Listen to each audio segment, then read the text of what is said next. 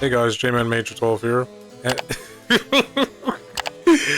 Oh my gosh, I'm just making it plainly. I'm just making it known. But yeah, for this video, we're gonna try to look over the top 8 best, not best, no, that's the next video. The top 8 worst decisions of For Honor. I'm gonna be honest, I just wanted to copy off Scott Jun. Like, because I'd said, you know what if we did that on For Honor? Like, what are the worst decisions they ever had? And shout out to my boy Scott Jun, because I will just shout out to him and leak his channel in the description, because he is an amazing DBD content creator. I don't play DBD that much, personally. Like, I just enjoy watching other people play it, and Scott Jun's one of my favorites. His discussions, like, discussion videos, I find really entertaining just listening to him talk about this stuff in DBD. That's why I like doing Let's Talks, because I kind of just like talking to the mic and, you know, let my thoughts roll out. Speaking of which, yeah, we're just gonna make this top 8 video. I tried to have 10, but I'm gonna be honest, I couldn't really think of it. I literally couldn't think of anything else other than the choices I made right here. I want to have some rules before we get started. First of all, I wanted to try not to have too many specific hero changes. For example, everyone already knew that horrible shaman change they did, where it was like, oh, off of a heavy parry you could get a bite, you know, shaman's like high damaging move and stuff, and she heals off of it. Yeah, that sounds really good. For Honor devs, what the heck? Oh my gosh. Yeah, so that's not making it on here. Because if I counted, like, specific hero changes, there's gonna be a lot of them on here, and I tried not to have too many specific hero changes, so, like, I wanted to be global, like, it affected all of For Honor, in a way, you know what I mean? And the list is in order by severity. I tried to get the duration, but, I think I just looked up the dates, because I have this notepad here, and I don't really have a script, I just have this list, right? I'm gonna go from bottom to top, 8 to 1, and I guess I just have the dates. I'll put them on screen. And last rule is, this is in my opinion. This is completely in my opinion. Just saying, if you disagree with me, feel free to talk it out in the comments. I'd really like to chat with you. So, I just want to give a final warning. This is in my opinion, okay? Okay, let's get started. 8. Peer-to-peer servers. This was, oh my gosh. In case you youngins do not know what peer-to-peer, P2P servers are, not paid to play. Gosh, there is some games out there that's pay-to-play, which is whatever. But P2P, or peer-to-peer, relied on you and another person's connections.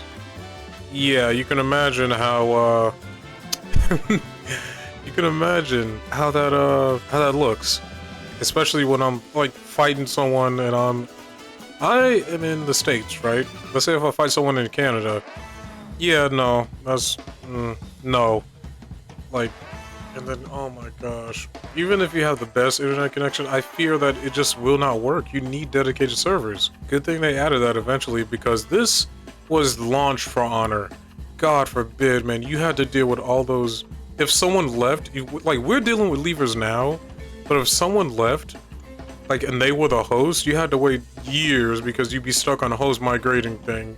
Then you're just gonna contemplate, why am I playing For Honor? I'm just gonna quit out the match or whatever, because, oh my gosh, and then resyncing, right?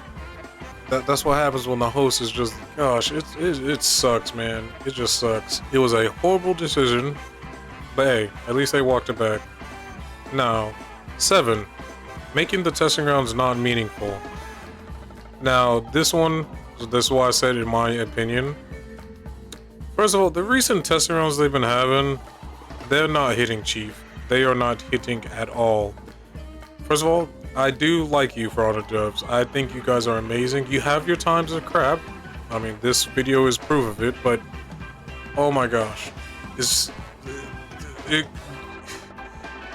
JC was on stream, right? I don't know what stream it was or whatever. You know, one of the Warriors dens.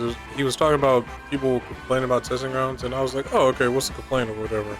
And he said, like, oh, we can't just ship these testing rounds like out, right? We can't just do every day, you know, testing. No, not every day, but you know, after the testing round is over, do another one. No, I'm just over here sitting here like, dude, no one was asking for that, man. No one was asking for constant testing rounds. Everyone was just asking for you not to be like, oh yeah, this testing round, we're just gonna, we're trying to fix PK, like make her matter in 4v4s, you know, because if you could just external block her and treat her like a little freaking sister that's constantly getting on your nerves. All you gotta do is block that one direction occasionally, bro. She can't do anything to you. So we're just gonna address it by giving her like feats and stuff. And I beg you, please don't go the DBD route where it was just like, oh, the feats are the fix. Because what about 1v1s? Like, you gotta account for the people who play her in 1v1s or like have the option to, you know? You know what I mean? Don't be like DBD where it's like, okay, we're gonna fix this problem by you guys have to buy the next chapter because that perk has the fix to this camping or tunnel, like etc problem, you know? And when it all could have been solved by saying, hey, how about we give the bash thing another try and put that into the game? I'm gonna be honest, that's what I wanted, man. Like, sure, that bash was slow as crap, but gosh dang it, man. It was meant for you just to make the opponent bleed. And I don't know what data they're getting from. And that's another thing, data. They're not getting enough data. They may say they have or whatever, but they are not getting enough data out of these TGs because no one's gonna play them if you just work on one character. That's the main issue, it's just one character. And it'd be something if it was just one character, but how about making the changes to that character meaningful? Oh, and put double XP on to get enough data. I'm gonna be honest, you need at least 3 characters max getting changed, like significant changes, you know what I mean? Like 3 max, because no one wants to be in a game full of 4 stacks 1 character, because it gets boring, even if it's the most fun character in the game, right, in your opinion? 4 stacking with the most fun character in the game, like 4v4, all of you are that character, the most fun character in the game. It doesn't matter, you will get bored out because you're not fighting anything, you're doing the same thing, you're defending the same way, you're attacking the same way, you know what I mean? It doesn't matter, man. So you need to like do 3 max. I love the Medjay PK TG. I'm gonna be honest, that's probably one of my favorite TGs. And speaking of TGs, in case of any of you were wondering about when did I start playing For Honor, I do not know because I could tell you, but my first Xbox account was hacked or whatever, or I lost it. Not or I lost it. Why did I say that? But okay, point being, I lost my access to my first Xbox account, right? So I made a second one and played For Honor on there. All I can remember is the oldest thing I was around for was old Shinobi. I didn't really know how to play the game that much, right? But I did try, and you know, I'm good. I like to call myself at least good now, like a veteran. I think I'm good. And I was there for the Shinobi TG where he was broken because that kickflip of his wall splatted. And you know, when you pinned with Shinobi, yeah, all those things did bleed, which sucked. So yeah, and the thing is, they said that was a bug in TG, but I'm gonna be honest, everyone's saying okay, sure, whatever you say, buddy, whatever, okay. But yeah, that's just my point here. The testing rounds are not meaningful in any way, man. You're trying to make changes, and I respect that. Thank you. You, like, all the crap that Ubisoft is going through, I hope you guys, like, the team on For Honor, because I did hear Ubisoft was saying, like, they're for sale, but not for sale, which means they're gonna sell some of the IPs. And I hope For Honor goes to a good gaming company, bro. I pray to God they get the best gaming company, because I just hope they get a game company that says, oh, I see so much potential in this game, and they imagine they get like AAA. It probably won't happen, but a AAA dev team on here, and then we have a hero every like season. That won't happen again, and I don't like crunch. And I don't want the developers to crunch over new heroes. Like, the reason why I say if it's like AAA dev team is because like that'd be so many people. You know, what is everybody working on? You know what I mean? yeah. Number 7, making the testing grounds not meaningful. You're just working on one character, and it's just their feats and stuff. When you could have worked on their feats and addressed other things about other heroes, you know what I mean? But whatever. Number 6, I couldn't find the date for this, so I don't know what I'm gonna put here. But letting all guard heroes keep their stamina. Kyoshin, I almost said Black Panther. I've been playing lots of rivals. Black Friar, Conqueror. What's another one, guys? What's another one? Black Friar, Conqueror, Valkyrie, Warlord, Kyoshin, and nope, that's all. That's all I can think of at the moment. Now, to me, this is so stupid because I'm pretty sure we all hate babysitting. The thing is, I hate it because I'm such a hypocrite. Because everyone does it in the For Honor community. If you're good at For Honor, you will automatically babysit, because if the guy gets revenge, you have a chance to die because he's gonna be hyper aggressive and stuff. It's literally a comeback mechanic, right? Now, they could get rid of babysitting. I really pray and hope they find a solution to get rid of babysitting. I don't have a solution for it, but I really hope they do find a solution for getting rid of babysitting. But, yeah. And all guard heroes have this little thing called an all guard, where you hold the guard, you know? And now this was balanced. Well, I say that, but I'm talking about stamina, right? Because let's say if you make someone low on stamina, right? An all guard hero, and you get their buddy, right? He can't just like hold his guard and stuff while you're like doing things, right? Let's say if you're a wide attacker like Raider, right? He can't just hold his guard while he's low on stamina. And the thing is, all guards like drain stamina. Well, I think they used to actually. I think they paused. Yeah, they used to drain stamina, I believe. I believe. Again, like, you can feel free to correct me, but I think they paused it. Then they said, "Oh yeah, you could just regen the stamina." By the way, I just noticed a typo. Letting all guard heroes keep the stamina. I meant regen the stamina, by the way. My bad. Yeah, it made sense that, like, because it gets rid of turtling. Especially in a ganking situation when it's like a 1v3 or 1v2, God forbid a 1v4, and you're fighting all guard heroes, and then they just, oh yeah, any wide attack you do, I will automatically get a punish on you because I do this. Like, front of us, like I said, you guys do a lot of good, but then you guys do a lot of stupid choices that I hate to be one of those people. Like, I legit hate to be one of those people that say, do you play your own games? But For Honor devs, do you actually play your own games? Because it made sense why they paused their stamina at least. Like I said, I don't know if it drained or paused, but it made sense why they paused their stamina because they couldn't just keep holding it. Like, gosh dang, man. I don't know. This change gets on my nerves. I'm so tired of turtling. Well, not turtling, babysitting. And then you guys are just appeasing the babysitters. Like, you're just giving them more reasons to babysit. It's like NRS and zoning. You guys, like, NRS loves its zoner. I always say this, but if you're a zoner, go to an NRS game and just you'll cream your pants. You will, because gosh dang, that NRS loves zoners, man. Number 5, the perk system. Now, first of all, I think I was there a little bit for the gear system, actually. I think so, because like I said, the oldest thing I could remember being there for was the old Shinobi, like old Shinobi, where you actually had ranged attacks, and the Shinobi rework. So that's the oldest thing I can remember. Yeah, because I was there before Centurion got a rework. I was there. Let me be the first to say, the gear stats, yes, they were overpowered and stuff. Yeah, I agree. And I said this before in one of my videos, I believe, but okay, you want to have fun and balance. I do not agree with this statement, just more fun over balance, because you got to think about both sides. It's like DBD.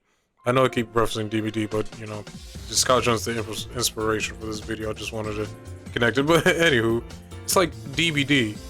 You can't just have like killers executing survivors instantly, and then listen to just the killers and stuff, and be like, oh yeah, that's fine. You know what I mean? You know what I mean, guys? Like, yeah, that's fine. The killers say it's fine, so let's just put in like, oh, what about the survivors who get to play? Well, that's tough, you know. That sucks. Maybe play killer. No, you have to think about people who who's playing on the other side. You know, like that's why like I said, just think about both sides. So yeah, I can understand why they got rid of the gear stats where somebody could probably, where there was a throw distance stat, and I bet somebody could probably throw you from halfway across the map probably because it was that busted, or revenge regen, God forbid revenge regen. I saw that stat. Imagine your homie hits him once after you heavy him, like you get a GB on him and you heavy him, he gets like half bar, or God forbid 75% bar from that. That'd be so funny. Yeah, the perk system, we got the perk system. Okay, yeah, I appreciate the vision. You guys, I guess you guys just did not want to work on the gear stats, which is fine, okay. But you traded that in for like nothing. And I don't even know if any of my friends watch this video, but you know, I play with my friends and they disagree on me about which perks are useful.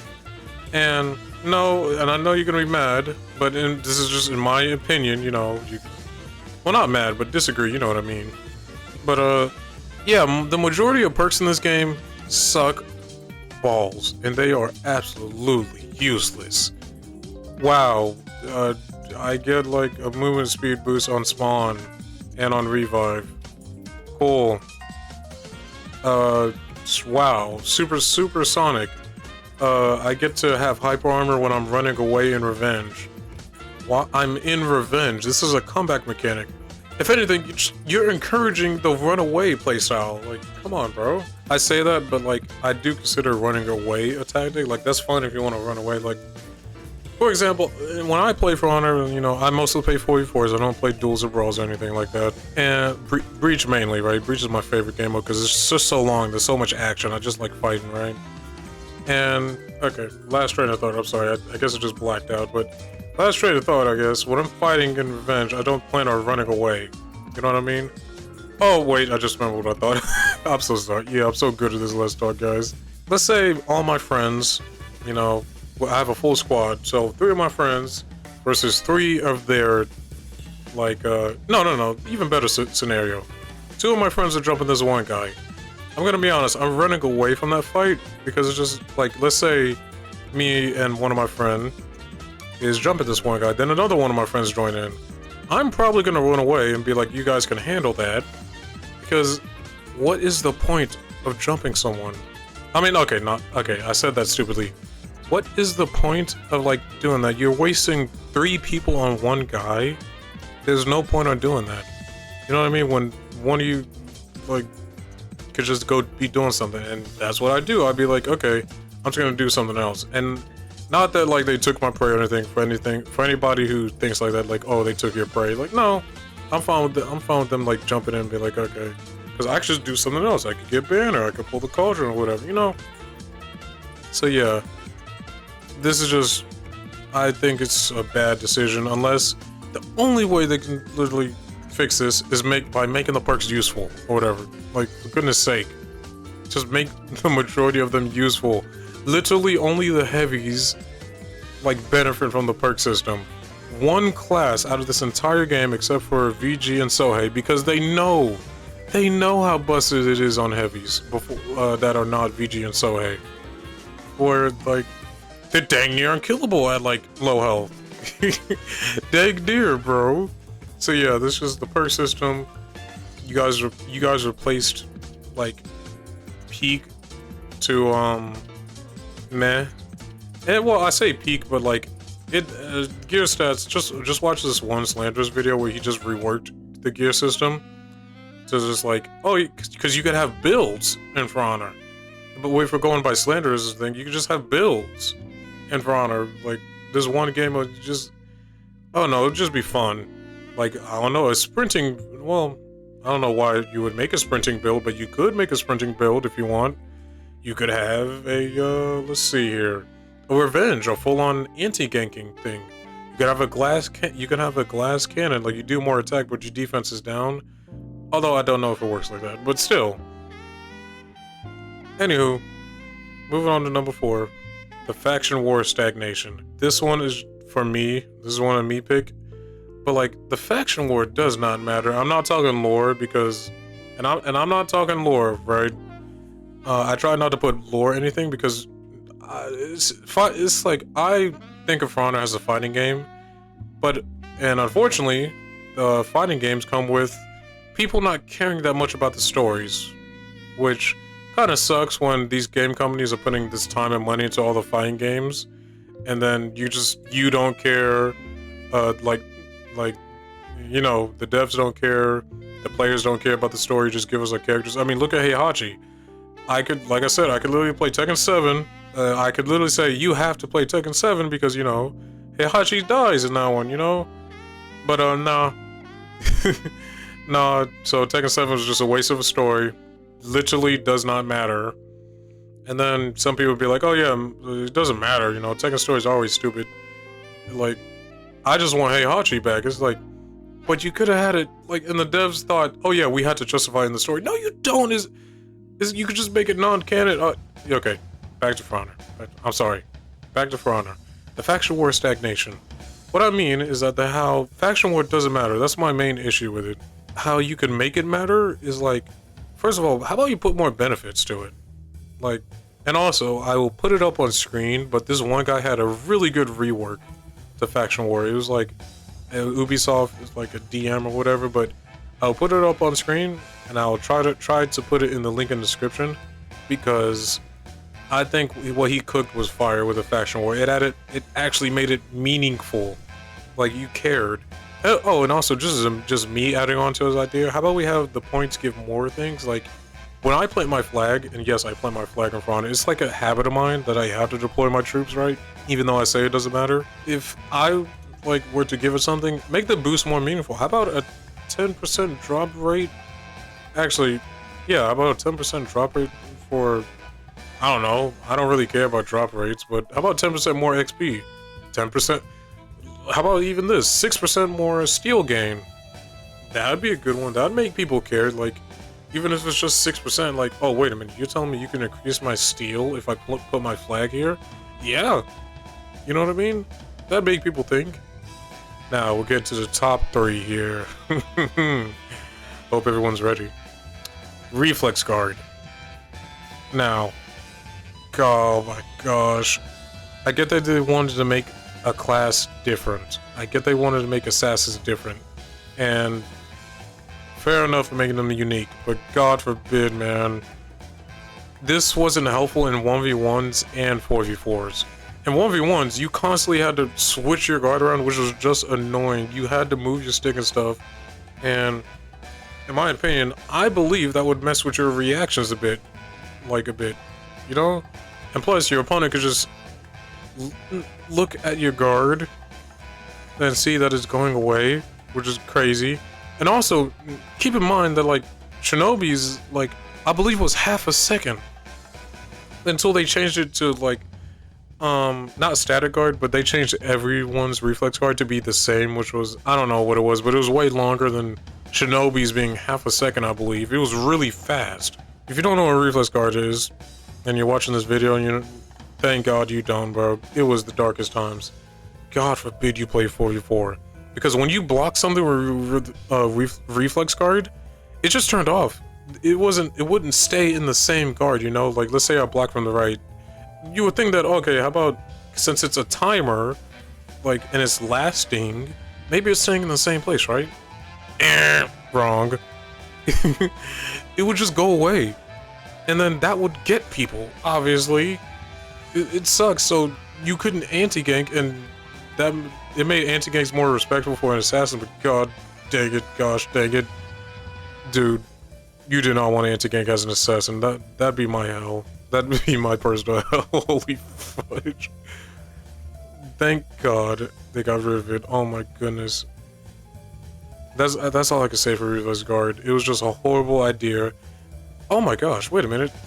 Speaking of Reflex Guard, did you know that in concept, like, as they were testing it out, I don't believe this was in the beta. I don't even know if For Honor had a beta, but like an open beta. In concept, like in the development of Reflex Guard, they were thinking about, like, yeah, you know how Deflex was, like, really skillful? Hot Tone, don't look at Hot Tone, right? You know how Deflex are really skillful and they requires, like, you to get dodge at the last second? Yeah, no, it's kind of hard because you press a button to do it, right? It being the right stick, you just have to block at the last second. Yeah, yeah, they were considering that when they were developing Assassins. But like, yeah, you can imagine the shock on everyone's face when it says, "Oh, this is too easy," because you know they're blocking lights and getting instant deflex. So yeah, thank God, thank God, thank God they rolled it back to just reflex guard where it just blocked and it just went away. But hey, at least we don't have it now. Okay, whatever. Number 2, VG, aka Varangian Guard. Now, this like I said, just reiterating, in my opinion, the number 2 worst decision, like the second worst decision in For Honor history, is VG. Now you may be asking me, why, Josh? Why do you hate her? Is it because how easy she is? First of all, not really. Like, you can have easy heroes, but I kind of really like if they're complicated and they reward you for being skillful. Look at Hatun. Look at this footage you're watching. I've been really enjoying Hatun. My main will always be Sohei because, number 1, I want my main to be a samurai. I don't care about anything else. I want my main to be a samurai. My sub main, like my, sub main is Meiji though.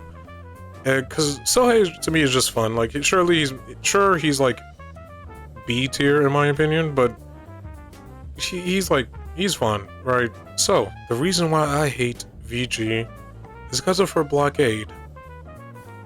This blockade is not like any other blockade in For Honor. It will stop you no matter what attack you do. So, you may be asking, isn't that a unique thing about her? Yeah, sure. And I love my unique things about the For Honor heroes, But they literally made one attack in your entire in the entire roster useless, your zone attack. So, and then do they, like I said, I hate to say it, but do they not play their own game when you have a 4-stack VG? And I know they don't happen often. Like, at most you get 2 VGs at least. I've been dealing with 1, like most games, I guess, but I don't like imagine launch day, you cannot zone. Like, that'd be really freaking crazy. You can't zone. Sorry, ignore that. That's my phone. But you cannot zone. You cannot do your one move that says, "Get people off of me." You know what I mean? They're all surrounding you. Get them off of me. It's like, oh my gosh. No, boo boo, no. Now, to fix this, in my opinion, I don't know. I don't know how their coding works, right? But I would make it to where the enemy has to be targeting you to stop them. So they can throw whatever attacks they want, but it acts like an Aramusha blockade, you know what I mean? Where you can still throw your follow-ups, right? Like, if they hit you, you can still throw your follow-ups, but like, they won't be stunned. And I think that's completely fair, because it literally gets rid of freaking one. It makes a core mechanic of the game, like a core attack in the game, useless. It makes a core thing in the game useless and redundant. Speaking of making things useless, can you guys guess what is number 1? Is it Shigoki? Is it the Wulin? Is it Pirate? Is it Afira? If you answered with any of those 4, you'd be wrong. And if you are a true veteran, or one of my friends watching this video, speaking of which, if you're one of my friends, comment down below. If you you probably already know the answer. It's Funbreaker, aka Oathbreaker, but me and my friend group, we call it Funbreaker, because it breaks your fun. So you know how I said, like, revenge is like the basic comeback mechanic, right? You're supposed to be like, yeah, I'll show you guys all what for and whatever. I'm gonna beat all of you, Yeah, what if we had a character that could just say no to your comeback mechanic? Are you serious, For Honor developers? Now, to be specific, his feat says no shields, right? But I guess the devs never accounted that revenge gives you shields. Oh my gosh. And then, the audacity of the developers, guys. The audacity to look at Oathbreaker and say, hey, there's something wrong with that feat. And although everybody in front are like, thank God, thank you God, Lord and merciful, Lord and Savior JC, please help us. Okay, we're just gonna stop it from preventing you from getting shields. It just takes all your shields away, like now. Cool. So, everyone that plays Black Prior, all they have to look out for is just wait. Instead of just popping it preemptively, they literally just wait to pop Funbreaker. Guys, I'm not gonna say it a third time, I'm not gonna say it another time, but still. Oh my gosh. Oh my gosh. You saw that feed and everyone's complaining about it just cucking you out of revenge. You know, a comeback mechanic that you're supposed to use it to come back, right? And so, yeah, there's nothing wrong with that feed except for that it prevents you from getting shields. That's what everyone's complaints about, you know? That's what everyone's complaining about, Black Prior. It's just like PK. Yeah, everyone hated that bash, totally. Everyone hated that bash. No one really liked that bash. Even though, like, everyone did and said, oh yeah, this is cool, just give her this. It's like, oh my gosh. Even though so many people said on Sohei, hey, lower his damage on his strike. We literally gave you an actual critique for Sohei. Like, hey, lower the damage on his ultimate strike and up the damage on everything else. There. But no, you guys know best, right? Oh my gosh. Now, how to fix this? I'm gonna be honest, I'm taking this idea from RaptorRex. I'm gonna put his link in the description below. He's a very good fauna YouTuber, and he's like next to Slanders, and like they're just Scott Jones. I really like hearing them talk and stuff and discuss things in fauna community. Basically, he just made it a silence mechanic. If you don't know what a silence is, in games, it just says you can't do things for a certain round. You may be asking me, oh, so nothing's changed or whatever? No, it just won't affect shields. It will affect feats. And I feel like that'd be much more fair as a tier 3. Black Prior could literally say, no, you cannot activate your feats. That'd be much fairer. I feel like I'd have no complaints if a Black Prior shut me down out of using a feat. Like any feat. I can't think of any feat that I'm just like, oh, that's totally fair that you shut me down out of that feat. I can't think of it on the top of my head. But yeah, that's what I just do what RaptorRex says, just make it a silence mechanic, man. I don't need to have my comeback mechanic screwed up, you know what I mean? It's so stupid, man. But anywho, that's all I got for today. Next video, I am going to be doing a top 8 best decisions in For Honor, where I go with the best decisions, obviously. And I'm gonna have to try really hard because I can only think of one. I'm playing. They have done a lot of good stuff, but hey, that's gonna be all today. I'll see you guys later. Peace! Hey guys, thank you for watching the video. If you watched this and enjoyed it, then why not give me a like, sub, and hit the bell notification. It'll help me out a lot. If you really like watching me, then you could hit any one of these videos here. Bye!